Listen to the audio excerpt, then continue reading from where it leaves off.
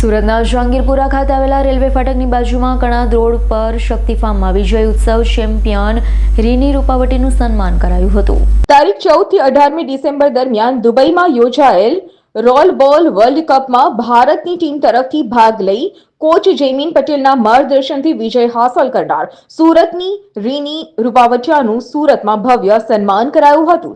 સુરતના જહાંગીરપુરા ખાતે આવેલ રેલવે ફાટકની બાજુમાં કણાદ રોડ પરના શક્તિ ફાર્મમાં યોજાયેલા સન્માન સમારોહમાં સુરત શહેરના પ્રથમ નાગરિક એવા મેયર દક્ષેશભાઈ માવાણી અને સાંસદ મુકેશભાઈ દલાલ અને વિસ્તારના કોર્પોરેટર સાથે મોટી સંખ્યામાં લોકો પણ ઉપસ્થિત રહ્યા હતા અને રીની રૂપાવટિયાને સન્માનિત કરાઈ હતી। રીની રૂપાવટિયા સંજયભાઈ કઈ પ્રકારની ગેમ હતી અને કઈ રીતનું મેડલ? છેલ્લા 7 વર્ષથી અમે લોકો આ ગેમમાં મહેનત કરી રહ્યા છીએ। છેલ્લા 7 વર્ષ બાદ અમને લોકોને ઇન્ડિયા રિપ્રેઝન્ટ કરવા મળ્યું છે। તો અમારા કોચ અને ફેમિલીનો સપોર્ટ અમારી પાસે એટલો હતો કે એમના વજહથી અમને લોકોને ગોલ્ડ મેડલ પ્રાપ્ત કરવાનો મોકો મળ્યો। કેટલી મહેનત હતી?